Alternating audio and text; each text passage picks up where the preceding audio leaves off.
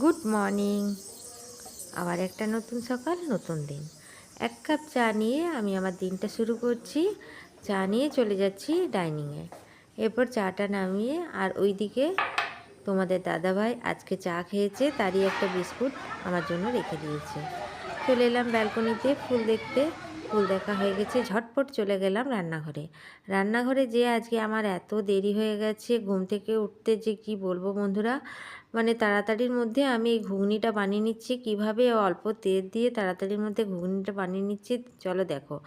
এইখানে দিয়ে দিলাম কড়াই সর্ষের তেল, প্রেসার কুকারের মধ্যেই সর্ষের তেল দিয়ে একটু গোটা জিরে আর একটু পাঁচফোড়ন দিয়ে দিলাম। তারপরে এই যে সবুজ মটরটা ভিজিয়ে রেখেছি, আমার ছেলে এটাই খায় সবুজ মটরটা, দিয়ে দিলাম হলুদ।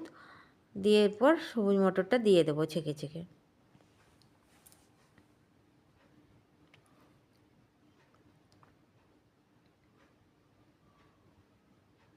মটরটা দিয়ে দিলাম ছেঁকে ছেঁকে, ভালো করে একটু ভেজে নেব। এর মধ্যে দিয়ে দেবো গ্রেট করা আদা, জিরে গুঁড়ো, ধনে গুঁড়ো, লঙ্কার গুঁড়ো, এইসব দিয়ে প্রেসার কুকারটা ঢাকা দিয়ে আর বন্ধ করে দেব।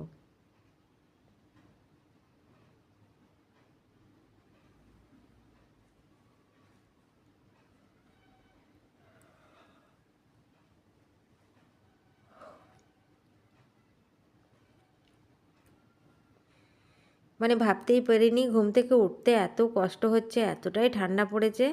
তারপর আর কি বলবো বন্ধুরা, নিজে মানে কোনো কাজটাই ঠিক মতো হচ্ছে না, পাগুলো মনে হচ্ছে ঢুকিয়ে বসে থাকি সব সময়তে, এরকম অবস্থা। তোমাদের কেমন ঠান্ডা লাগছে একটু জানিও।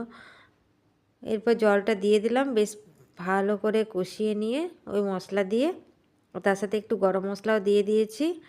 ভালো করে জল দিয়ে আর ঢাকা দিয়ে রেখে দেবো। বেশ খানিকটা সিটি দিয়ে আর কম আঁচ করে রেখে দেবো, সেদ্ধ হয়ে যাবে। এই ঘুগনি, রুটি, পরোটা যে যা খায়, ছেলে তো খাবে। এইদিকে আবার দুপুরবেলায় ছেলের আয়রন করতে চলে এলাম। এত জামা কাপড় নিয়ে এসেছিলো, সেগুলো সব কাচা হলো, ভাঁজ করা হলো। কিছু জামা আমি আয়রন করে এরপর ভরে দেব। ও চলে যাবে কালই, ঘুরতে যাওয়ার প্ল্যান আছে।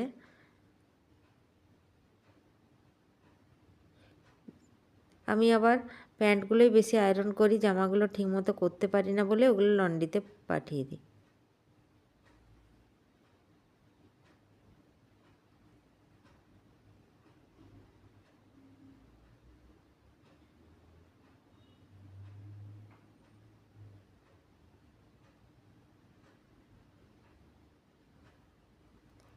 এদিকে গেঞ্জিটা আয়রন করা হয়ে গেল, এরপর গুছিয়ে নেব।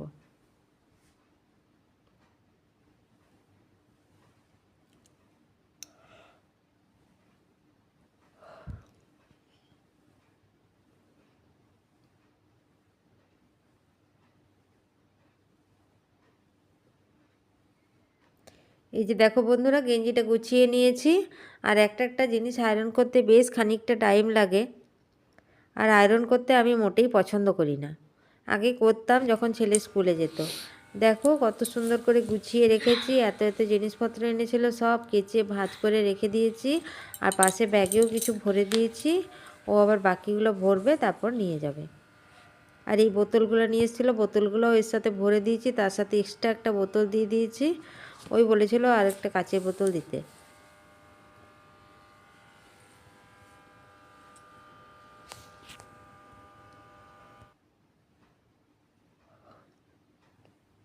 এইদিকে আবার সন্ধেবেলায় চলে এলাম ছেলের আবদারে। চালটা ভিজিয়ে রেখেছিলাম দুপুর থেকে, সেদ্ধ চালে ভিজিয়ে রেখেছি, সরু চুগলি বানাতে হবে।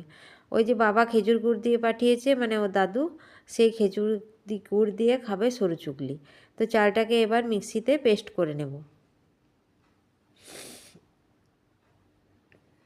আর বন্ধুরা এত ঠান্ডা লেগেছে, মুখে কথা বলতে পারছি না। আমার এইরকম এবছরই ঠান্ডাটা বেশি লাগলো। তো এইখানে চালগুলো পেস্ট করে নিয়েছি, একটু পাতলা করে গুলে নিয়েছি। তবে চলো বন্ধুরা, আজকে আমি কিসে এই সরু চুগলিটা বানাই তোমরা দেখো। এখানে আমি একটা কড়াই চাপিয়েছি। এই কড়াইটা আমার এত সুন্দর, এই কড়াইটার মধ্যে আমার সরু চুগলিটা খুব সুন্দর হয়।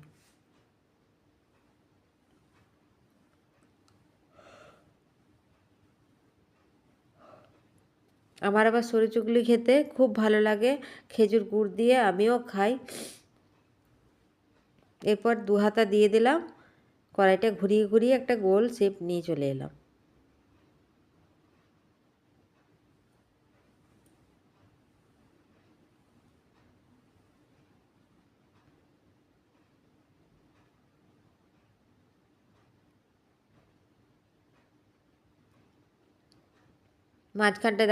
মাঝখানটা ছিল বলে ওটাকে সাইডে করে দিলাম যাতে মোটা না হয়।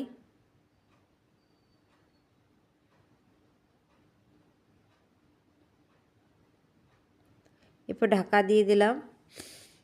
ঢাকা দিয়ে দেখুন অটোমেটিক ছেড়ে গেছে সাইডগুলো।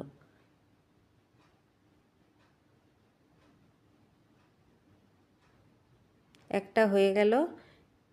আর আমি বেশি চালটাকে পেস্ট করিনি, অল্প চালই পেস্ট করেছি। সবারই একটা করে হয়ে যাবে।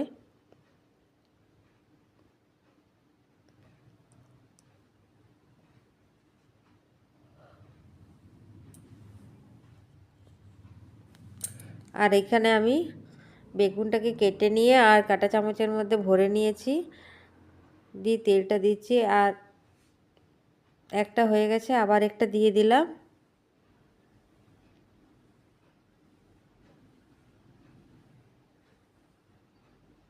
ওই একই প্রসেসে আমি আবার ঘুরিয়ে ঘুরিয়ে দিলাম।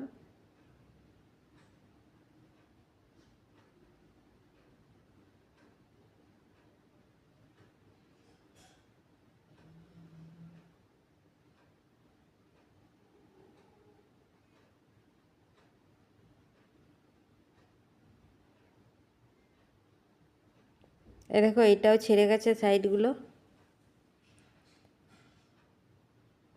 আর পাতলা পাতলা হয়েছে বলে আমার ছেলের ভীষণ পছন্দ। এরপর ওকে থালায় দিয়ে দিলাম। এরপর বাবার দেওয়া খেজুর গুড়টা ওই উপরে দিয়ে দেবো, ছড়িয়ে দেবো।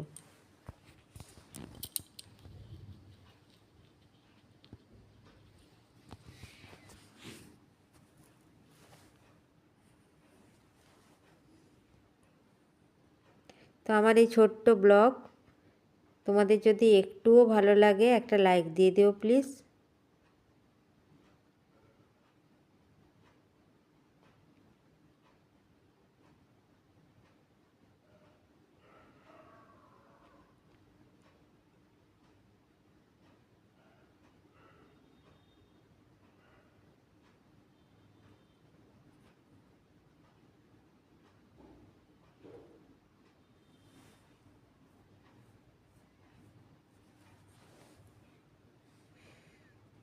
দেখো খেজুর গুড়টা কি সুন্দরভাবে ডিজাইন করে দিয়ে দিচ্ছি।